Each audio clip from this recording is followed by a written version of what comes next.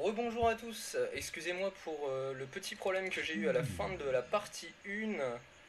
Donc un bug avec mon logiciel ou une mauvaise manip, je sais pas trop, mais ce qui a fait que ça a coupé alors que je n'avais pas terminé.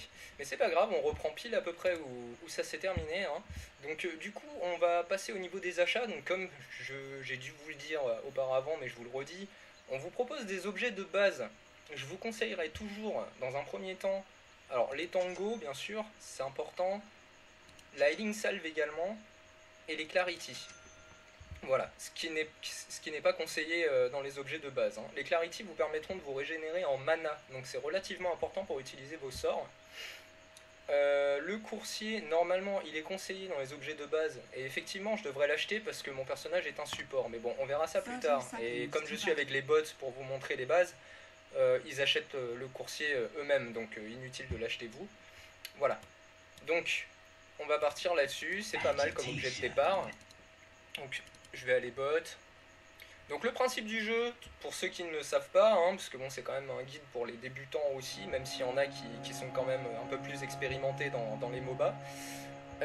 Donc on a une base où se trouve ma souris, enfin on a donc sur la mini-carte en bas à gauche de l'écran, hein, que vous pouvez voir là. Donc du coup vous pouvez distinguer les deux bases qui font partie qui sont dans le jeu.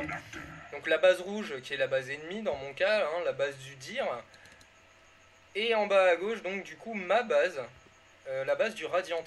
Donc le but est simple. Donc en fait, les points verts, les carrés verts que vous voyez sur la minimap, ce sont les tours. Comme celle-ci qui est devant moi là. Donc il y en a une, deux, et la troisième arrive à l'entrée de votre base. Donc en fait, dans ce type de jeu, vous avez 3 chemins pour atteindre la base ennemie, d'accord ? Donc il faudra se battre sur ces 3 chemins dans le but d'atteindre la base ennemie, de casser leur dernière tour, de rentrer à l'intérieur de leur base, de casser les 2 tours qui se trouvent devant leur bâtiment principal, et enfin de détruire leur bâtiment principal. C'est ce qui vous fera remporter la victoire. Voilà, donc ça c'est pour le principe du jeu. Maintenant, il y a quelques petits concepts à connaître dans un MOBA, excusez-moi. À savoir, il va falloir apprendre à l'astite, c'est-à-dire que votre or augmente en permanence dans ce jeu. Mais pour avoir plus d'or d'un coup, il va falloir donner le dernier coup le dernier coup sur un creep. Les creeps, c'est les petits monstres qu'il y a devant moi là. Il va falloir donner le dernier coup avant qu'il meure en fait. Enfin, le dernier coup qui va le faire mourir. C'est ce coup là qui va vous rapporter de l'or. Voilà, vous voyez, plus 46. Voilà. Donc quand vous arrivez à donner le dernier coup comme ça, ça donne un boost à votre or, ce qui vous permettra d'acheter de l'équipement beaucoup plus facilement. Donc vous voyez également que j'ai pris pas mal de dégâts.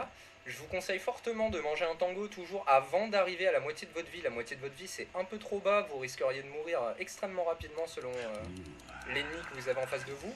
Donc vous sélectionnez le tango, vous appuyez sur 1 hein, parce que vous avez des raccourcis là, vous avez des bins. Donc voilà, j'ai appuyé sur 1, j'ai mangé un arbre. Donc le tango effectivement, il faut cliquer sur l'objet et cliquer sur un arbre. C'est marqué en santé restaurée, donc ça vous rendra 115 points de vie. Progressivement bien sûr, vous voyez le buff qui est toujours présent ici. Donc tout le temps qu'il est présent, votre vie remonte plus vite. Donc là il vient de disparaître. Si vous mangez une ward avec le tango, ça vous régénérera de 230 de vie, donc 2 fois plus. Si le tango ne suffit pas, parce que mon 115 c'est pas énorme, et que vous avez besoin de plus de soins, vous pouvez utiliser la Healing Salve qui est ici. Donc elle vous rend 400 points de vie, dans le cas où vous avez pris vraiment beaucoup de dégâts. D'accord, je vais vous montrer à peu près, parce que je vais l'attaquer volontairement pour qu'il m'attaque. Ils ont pas l'air de vouloir m'attaquer. Voilà.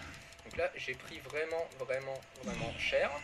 Donc là, je vais appuyer 2 fois sur 2, parce que si vous appuyez 2 fois sur le même bouton, ça va appliquer l'objet qui est dans cet emplacement sur vous-même. Donc 2 fois 2, voilà. Et là, vous voyez, l'Healing Salve me soigne. Par contre, gros inconvénient comparé au tango. Bon, le tango vous soigne beaucoup moins, mais même si vous prenez des coups, il continue à fonctionner. Alors que la Healing Salve, si vous prenez un coup, pendant qu'elle est en train de vous soigner, elle disparaîtra, ça l'annulera. Donc faites très attention de ne pas prendre de dégâts quand vous utilisez une Healing Salve. C'est très important. Donc là il m'a refait mal, donc on va manger un petit tango, donc un arbre, voilà, pour remonter ma vie. Mon mana est pas terrible. D'où les clarity que j'ai pris au début. Pareil, vous cliquez 2 fois dessus, hop, et ça va vous l'appliquer automatiquement sur vous-même. Donc là, vous voyez le buff de la potion et le mana qui remonte beaucoup plus vite. Voilà. Donc tout ça, ça marche un peu pour tout, hein, même pour les parchemins de téléportation, parce que dans Dota, il faut des parchemins pour se téléporter. D'accord, donc à la limite, je vais vous montrer ça assez rapidement. Je vais essayer de rentrer à la fontaine. J'aurais dû en prendre depuis le début, mais j'ai oublié. C'est pas très grave. Voilà, donc qu'est-ce que je peux rajouter pendant ce temps-là?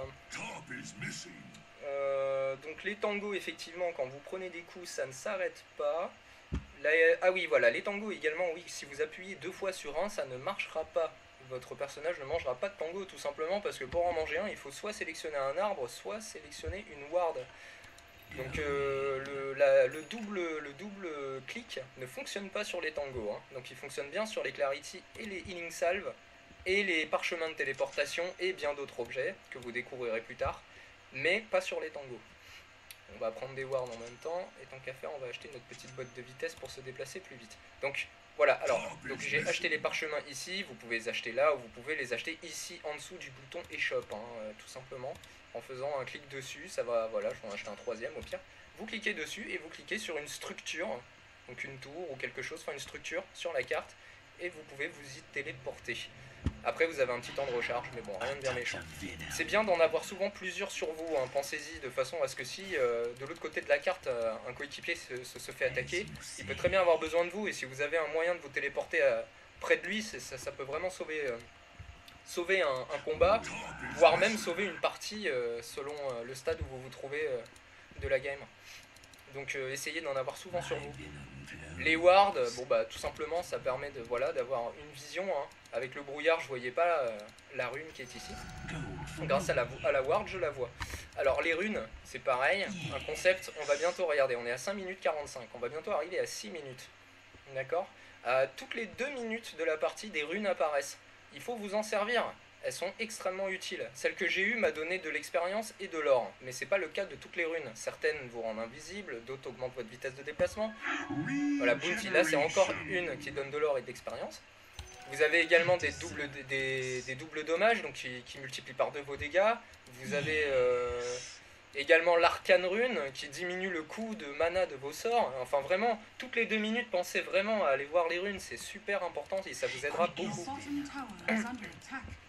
Ensuite, autre concept, quand vos creeps sont trop loin de votre tour et que vous ne pouvez pas rivaliser avec vos adversaires, donc pour reprendre l'avantage et surtout pour pouvoir last hit et prendre de l'or, donc donner le dernier coup sur les unités, vous voulez ramener vos unités sous votre tour. Et il y a une manière on appelle ça le pull, donc vous tapez sur les creeps juste au-dessus là comme je viens de faire. Voilà, et ils vont attirer voilà, la vague de creep. Et encore, j'ai pas réussi à tous les attirer. Mais bon, c'est pas grave, c'est le concept. Donc voilà. Donc là, du coup, comme vous pouvez le voir, ils sont obligés, voilà, ils sont sous votre tour, hein, pour ainsi dire. Ils peuvent pas vraiment pousser, enfin, ils peuvent pas vraiment, se positionner sous leur tour, dans le sens où vous retenez vos creeps plus longtemps derrière la vôtre. Donc vous forcez vos ennemis à se trouver sous votre tour. Donc ce qui vous met en position de sécurité, puisque vous êtes sous votre tour, donc ils ne viendront pas vous frapper sous votre tour, en tout cas pas à ce niveau-là, c'est trop dangereux pour eux. Donc pendant ce temps-là, vous pouvez vous faire de l'or tranquillement et de l'expérience.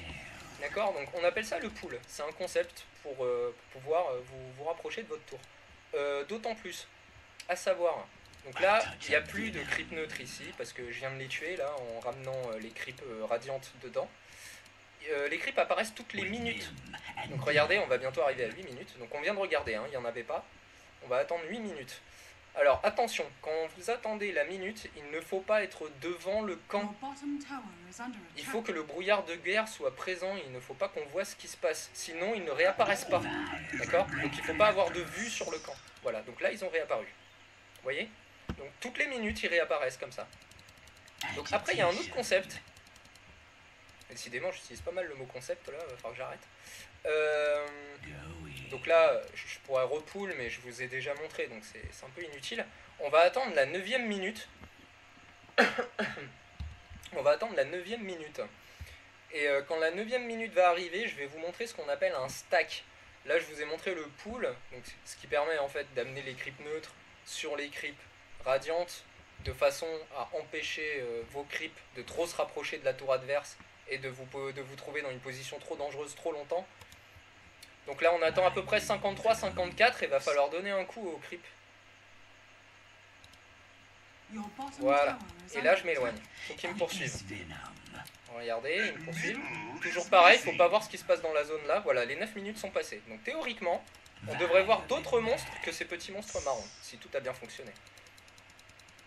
Voilà, il y a les creeps blancs. Donc là j'ai stacké, donc c'est-à-dire qu'il y a 2 camps de creeps maintenant, au lieu d'en avoir qu'un seul. Donc ce qui est très utile à faire pour un carry, c'est souvent au support de le faire. Donc de stacker en fait, pour que le carry ait du farm disponible au maximum, pour qu'il puisse venir se faire le camp qui est là. Ou éventuellement, pour, si vous poulez derrière, pour que retenir vos creeps derrière votre tour encore plus longtemps du coup, puisqu'il y aura 2 fois plus de creeps neutres à tuer. Donc voilà, ce qui vous permet de contrôler votre lane plus longtemps, tout en faisant attention quand même aux dégâts que vous causez à la tour. Parce que bon, en poulant comme ça à volonté, forcément votre tour elle encaisse plus de dégâts puisqu'elle est obligée de tanker les creeps de l'adversaire. Voilà.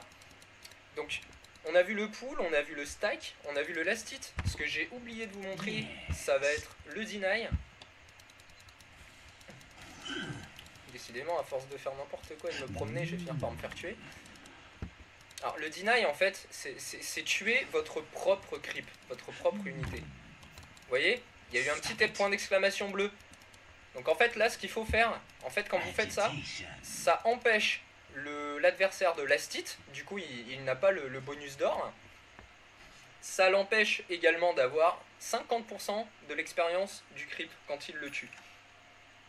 Quand on fait un deny comme ça, le héros d'en face gagne 50% d'expérience de moins à la mort du creep. Donc, abusez des deny, enfin c'est le rôle des supports, mais je vous expliquerai ça plus tard.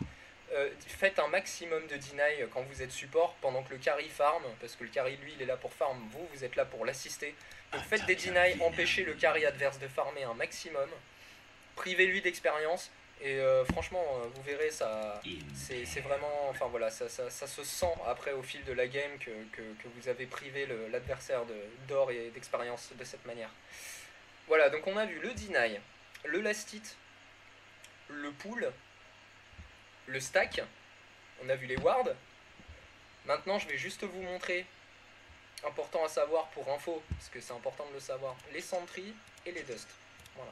Alors, les sentries, je vais vous les poser là. Bon, malheureusement, ce ne sera pas utile parce qu'il n'y a pas de ward ennemi dans votre base, hein, bien sûr. Mais quand vous allez aux endroits stratégiques, d'ailleurs, j'en profite pour vous le montrer, les wards, on les pose souvent sur ces symboles d'œil. Évidemment, on peut les poser ailleurs, hein, mais les symboles d'œil comme ça sont souvent posés aux endroits stratégiques. Vous voyez, il y a encore un œil là. Après, on peut la mettre au sens opposé, ici, hein, mais il n'y a pas d'œil. Mais bon, voilà, ça vous indique plus ou moins, ça vous aide un peu pour poser vos wards et observer correctement à peu près sur la carte. Donc vous saurez que celles des ennemis sont souvent par là également. Donc dans le cas où vous voulez enlever la ward d'un ennemi, vous posez une sentry. Voilà. Et en fait dans toute la zone de la sentry, donc dans ce cercle, vous verrez tout ce qui est invisible dans cette zone. Que ça soit les wards, mais que ça peut être un ennemi également qui se trimballe dans cette zone. D'accord? Parce qu'il y a des ennemis qui peuvent être invisibles. Si vous n'avez pas de sentry, ou si c'est un ennemi invisible mais qui se déplace vraiment trop vite, utilisez vos dust. Vous cliquez, poussière étoilée, s'il était sous ce nuage de poussière au moment où vous l'avez utilisé, vous le verrez pendant 12 secondes. D'accord? Et sa vitesse de déplacement sera réduite de 20%. Donc vous aurez tout le temps de tuer le petit malin qui se promenait invisible à côté de vous. Donc retenez bien, Dust of Apparence et Sentry Ward. Très important quand vous êtes face à des unités invisibles. D'accord? Voilà. Voilà. Bah écoutez, je crois que j'aurais rien à rajouter pour cette deuxième partie pour débuter sur Dota. Donc j'espère que cette vidéo vous a plu. À partir de la prochaine vidéo, je vais commencer les tutoriels sur les personnages de Dota. D'accord, sur tous les personnages, il y aura une vidéo par personnage, donc j'ai pas fini. Ça va prendre un petit peu de temps, mais je vais déjà essayer de commencer sur des personnages faciles d'accès dans un premier temps.